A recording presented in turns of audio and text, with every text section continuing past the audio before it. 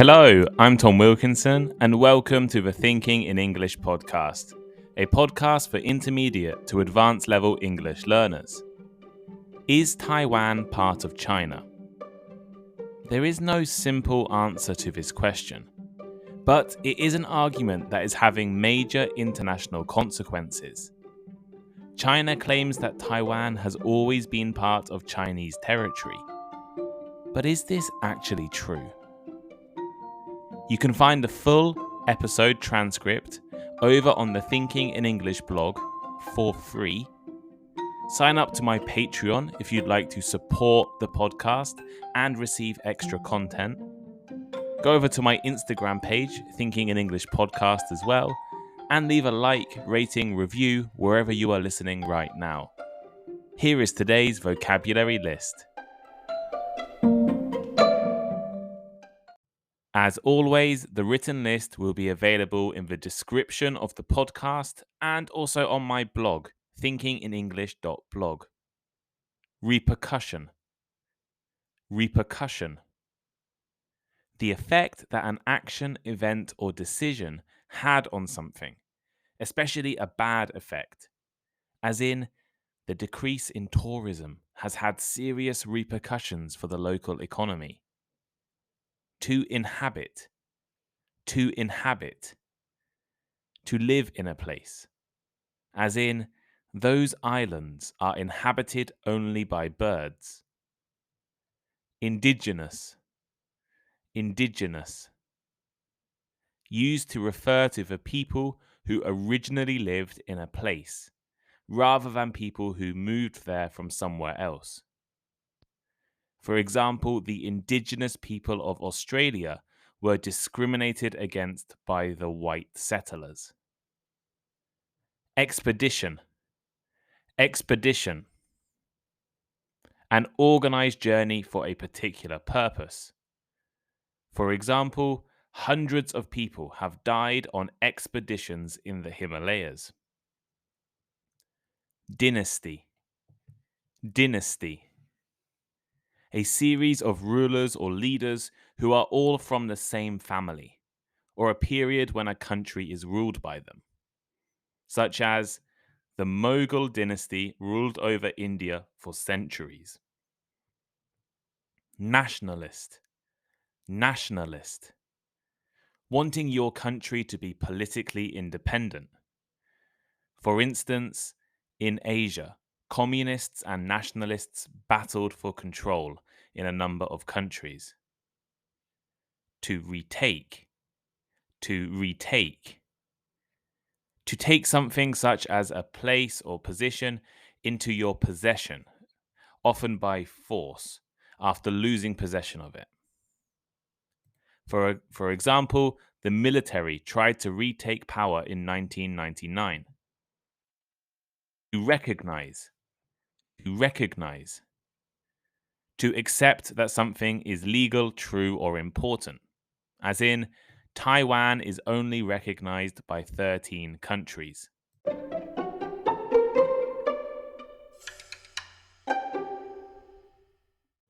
On the 6th of May 2021, over a year ago, I released an episode titled, "Is Taiwan the most dangerous place in the world?"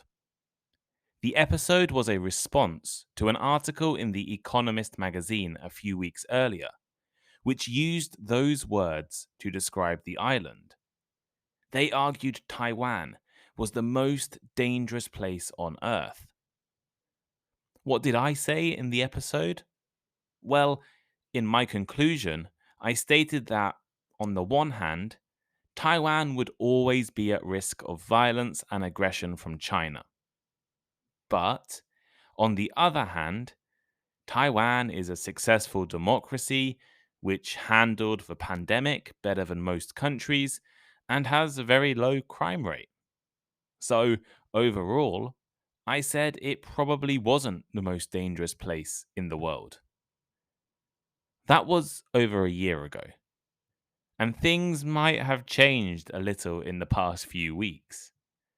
Nancy Pelosi, the Speaker of the United States House of Representatives, stopped in Taiwan during her trip to Asia. To say the response from China has been angry would be an understatement. Before the visit, China issued threats. Chinese citizens discussed the possibility of an invasion on the country's social media. Chinese diplomats even openly mentioned re-education and concentration camps on the island once China was in control.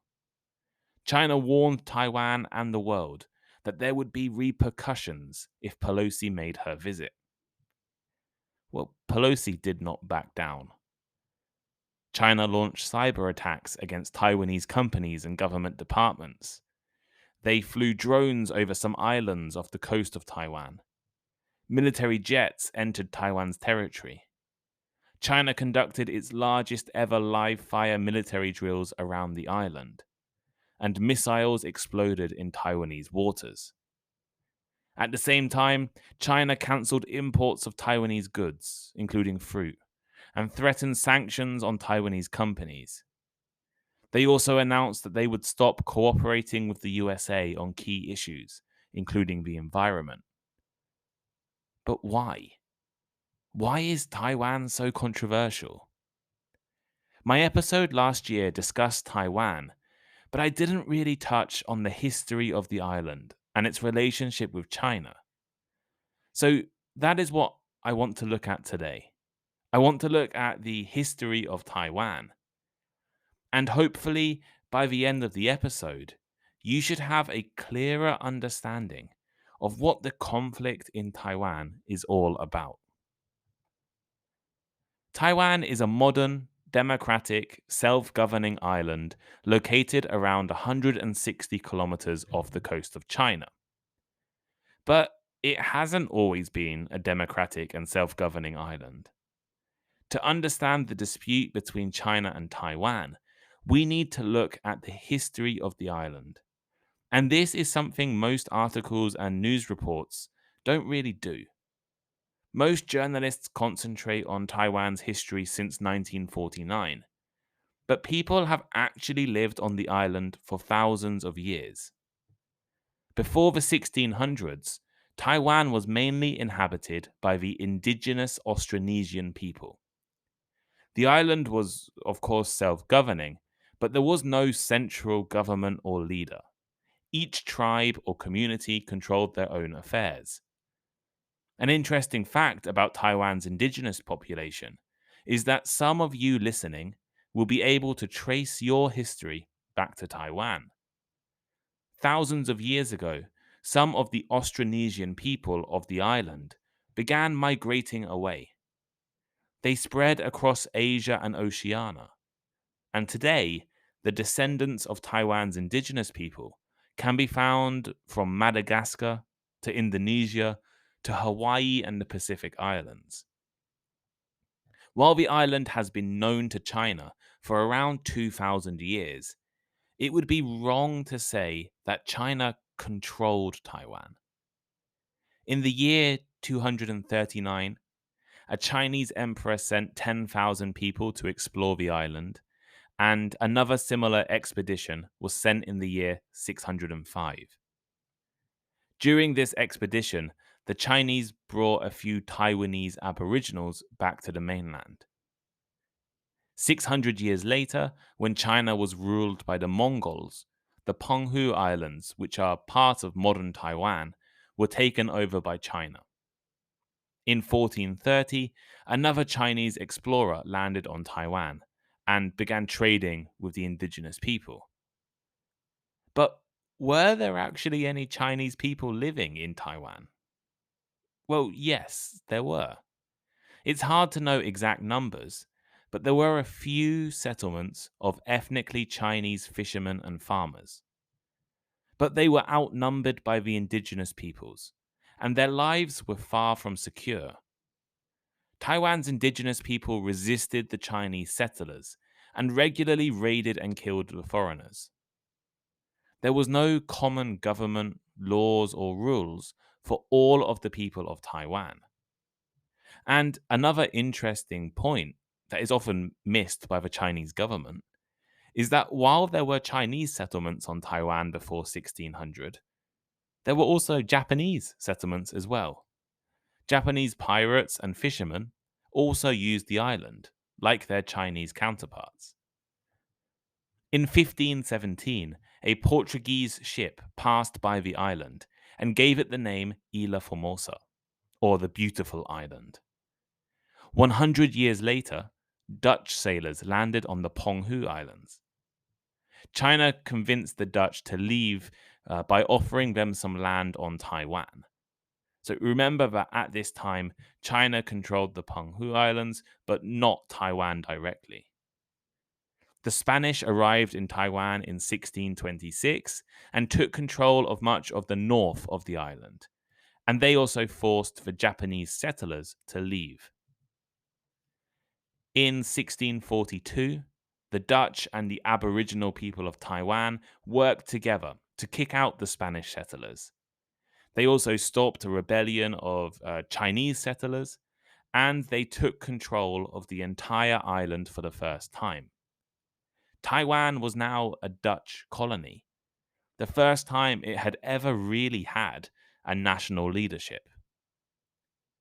In the 1660s, China was experiencing a political crisis. The Ming dynasty was being replaced by the Qing dynasty. And for those of you who don't know, the Qing dynasty was established by Manchu people from Manchuria. They were not Han Chinese. While they had taken control of Beijing, there was still resistance to the new government in the south of China. Zhang Chenggong, a half Japanese, half Chinese pirate, led a resistance campaign against the Qing dynasty. Once his efforts failed, he took his Chinese supporters across the sea to Taiwan, attacked the Dutch bases, and established a Ming-style Chinese government on the island in 1662. After his death in 1683, the Qing forces invaded Taiwan, and the island officially became part of China. For the next 200 years, Taiwan was ruled as part of Fujian province in China. But in 1894, China and Japan fought a war over Korea. China lost, and in the peace treaty, Japan was given Taiwan and the Penghu Islands. Taiwan was now considered part of Japan by most of the world's countries, apart from China, obviously, which still considered Taiwan as part of its territory. Actually, an interesting fact is that once the leaders in Taiwan found out that they were now Japanese, they declared independence, and they called their new country the Republic of Taiwan. While this country only lasted for 10 days, just 10 days, it was actually the first republic in Asia. Japan ruled Taiwan until the end of the Second World War. With Japan defeated, the American and British leaders gave control of Taiwan to Chiang Kai-shek, the leader of the nationalist China. On the 25th of October 1945, Taiwan officially became part of the Republic of China. However, the story doesn't end there. China was undergoing a civil war. The communist forces led by Mao Zedong were at war with Chiang Kai-shek's nationalist government. In 1949, the communists beat the nationalist government, and Mao founded the People's Republic of China. Chiang Kai-shek fled to Taiwan with his government, army, and supporters. About 1.5 million Chinese people moved to Taiwan in 1949. So there were now two Chinas. The mainland People's Republic of China, which was now controlled by the communists, and the Nationalist Republic of China, which was based on the island of Taiwan. Both China and Taiwan, or both the People's Republic and the Republic, claimed to be the one true China. And that's basically where we are now, kind of. Taiwan's official name is still the Republic of China.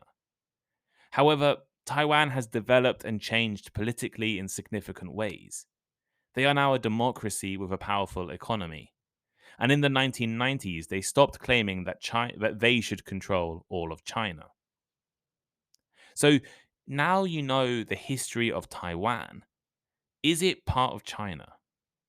Or perhaps a better question is what is Taiwan? Taiwan has its own government. It is a democracy, probably the best or the strongest democracy in Asia. Its only rival really is Japan. It has its own armed forces, its own economy, and its own relationships with countries around the world. They participate in sporting events like the Olympics under the name Chinese Taipei, and Taiwan is completely self governing. The People's Republic of China has no political control over Taiwan. From 1949 onwards, Chiang Kai shek maintained that the Republic of China was the real China. They were just going to regroup on Taiwan and retake the mainland as soon as possible. In fact, China's seat at the United Nations was given to the Republic of China, so Taiwan, instead of the People's Republic of China. Most Western countries only recognize the existence of one China, and that was the one based in Taiwan. But things changed in the 1970s. It was clear that the Republic of China was never going to take back mainland from the communists.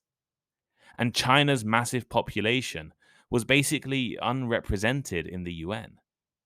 So in 1971, the People's Republic of China was recognized by the UN as the official China. Taiwan and the Republic of China was forced out and left in a strange position. Today, only around 13 countries recognize Taiwan as being an independent country, and Taiwan is excluded from many international organizations. But at the same time, they are not part of China politically or economically. And increasingly, the culture of Taiwan is vastly different from China too. If you visit Taiwan, you will notice that apart from the language and some of the food, Taiwanese people are quite different from Chinese people. So Taiwan is stuck. It has everything required to be an independent country, but it's not officially recognized as an independent country. China claims Taiwan as part of its territory, and they are committed to taking control of the island at some point in the future. It might sound a little surprising considering the situation right now, but Taiwan and China have not always had such bad relations. From the 1980s, investment, trade, and visits between the countries increased. China offered Taiwan the same deal that Britain had agreed for Hong Kong: one country, two systems. In simple terms, China said to Taiwan that if Taiwan agreed to become part of China, again, they would be allowed to keep their own political and economic system. Taiwan rejected this offer, but the relationship between the two countries didn't stop. However, in the year 2000, Chen Shui-bian from the pro-independence Democratic Progressive Party was elected as president of Taiwan. This shocked the government in mainland China. A pro-independence party now controlled Taiwan. China quickly passed a law which stated that they would use non-peaceful means to take Taiwan if they ever tried to declare independence. And this is why Taiwan is stuck. They are basically independent, but they cannot declare independence. If they do, China will invade. The world is also committed to supporting the one China principle, the idea that there's only one China, which means that countries can either recognize China or Taiwan as being a country, not both. And of course, most countries choose to recognize the People's Republic of China because that's the biggest and most important country in the global economy. However, while the US and Western countries don't officially recognize Taiwan, They do supply weapons and trade with the country. In fact, the US is committed to defend Taiwan if China invades. And Taiwan is one of the most vital countries to the global economy. Taiwanese companies make over 60% of the world's semiconductors, which are used in every single electronic device on the planet. So the next time you pick up your smartphone, use your laptop, or whatever device you're listening to me on, it's probably got Taiwanese semiconductors inside. In 2016, the current Taiwanese president, Tsai Ing-wen, was elected. And since her election, Taiwan has become increasingly distant from China. Taiwan was recognized for its successful response to COVID. It has a high place in international freedom and democracy rankings. And it's the first Asian country to legalize gay marriage. At the same time, China has become increasingly aggressive against Tsai's government. If a company or a country doesn't list Taiwan as part of China in official documents, China will stop them from doing business. China has a lot of power and a lot of influence, and they strongly believe Taiwan should be part of China. And over the past few years, they have suggested that they will use force to take Taiwan back if necessary. And making the situation for China even more complicated is the fact that most people in Taiwan now consider themselves to be Taiwanese, not Chinese.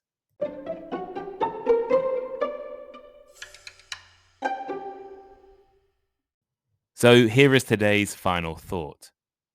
Today, I wanted to help you all understand the history behind China and Taiwan relations.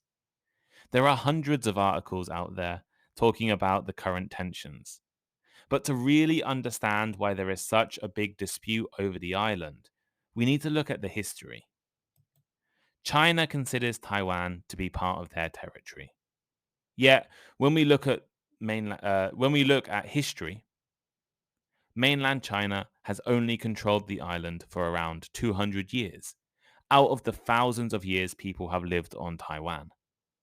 And now, there are over 20 million Taiwanese citizens, with the vast majority wanting nothing to do with the People's Republic, and who feel Taiwanese rather than Chinese. So, after listening to what I've had to say today, what do you think? Is Taiwan part of China? Or should Taiwan be allowed to become an independent country? Let me know on the comments on the blog, the comments on Spotify, or send me a message on Instagram. If you haven't followed me on Instagram already, please do. Thinking in English podcast. I post video content, image content over there, which is exclusive to Instagram. Also, look at my blog, thinkinginenglish.blog. I do have a Twitter account, but I don't use it that often. I think it's Think English Pod. But the most important thing you can do is subscribe to my Patreon account. Patreon is a site where fans or listeners of podcasts can support their favorite creators. And if you love listening to Thinking in English, please consider supporting me with a small amount of money each month. And in return, you will get access to some excellent benefits. For $5 a month, you'll get to join the Thinking in English Discord community, where we will be hosting weekly, probably twice weekly conversation clubs, which will be perfect time zones for people in Asia and Europe. And I think if you're okay for having classes in the morning, it'll be great for people in South America as well. I'll also be holding other events over on the Discord. Just this last Saturday, I did a meetup with a few of you guys on the Discord server, just a casual conversation. So that's what you get for $5 a month. Also, for $5 a month, you get unedited interview clips from when I do interviews with different guests. For $10 a month, you'll get bonus episodes, at least 3, probably 4 times a month. I've already recorded 5, which are already scheduled to be uploaded for the next few weeks. And if you're a massive fan of Thinking in English, why not sign up and do the $40 tier, where you'll get one class a month with me. But thank you to everyone who's listening. Go to Instagram, go to Patreon, go to Twitter if you like, share with your friends, and have a great evening.